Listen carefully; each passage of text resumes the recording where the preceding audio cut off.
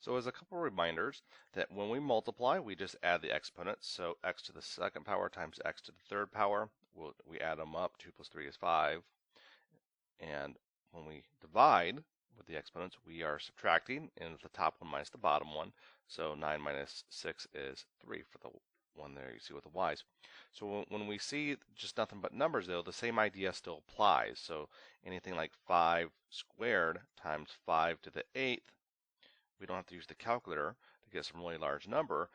Both have the same base of 5, so we do the same thing as we would if they both had the same letter. We just rewrite the base as 5, and we add the exponents, which is going to be 10.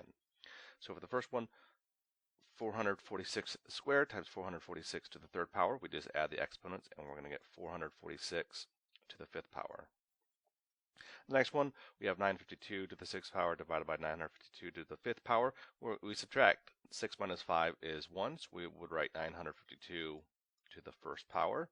And we can also just, since it's just a 1 there for the exponent, we could also just write 952. That would also be perfectly fine.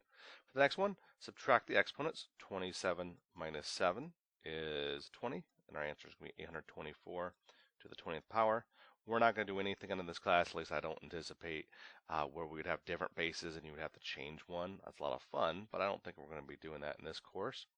In the next one, we've got the same number. What I want you to notice real quick, just a couple of things. We have the same number on top as the same number on the bottom, and they're obviously not 0. So the answer should be 1, because any number divided by itself is 1.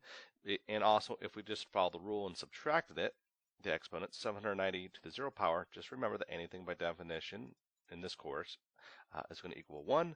And in other courses, again, a little more advanced courses, we might give you more of an algebraic understanding.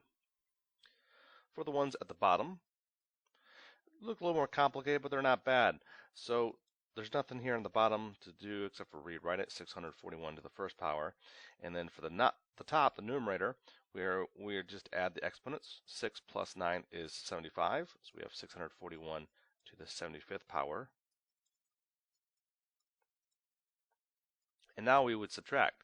75 minus 1 is 74, so our answer is going to be 641 to the 74th power. For the next question, we're going to simplify the numerator first, or I'm sorry, the denominator first, and that's going to give us 6 plus 1 is 7. And you'll be able to do this you don't have to write all these steps out, obviously, when you're solving it, but I'm just doing it so we can kind of see it. And the top is 545 to the 63rd power. And now we subtract the top number minus the bottom one, so 545 to the 56th power. 63 minus 7 is 56. And for the last one, let's simplify the denominator first. And that's going to be 7 plus 4, or 94, is 101. And when we do 1 minus 101, we're going to end up with a negative 100. So we could say, hey, it's going to be 920 to the negative 100 power.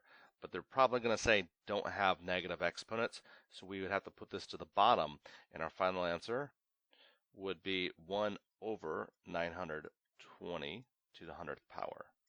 So now we have a positive exponent. And if you have any kind of questions about this, please email your math teacher.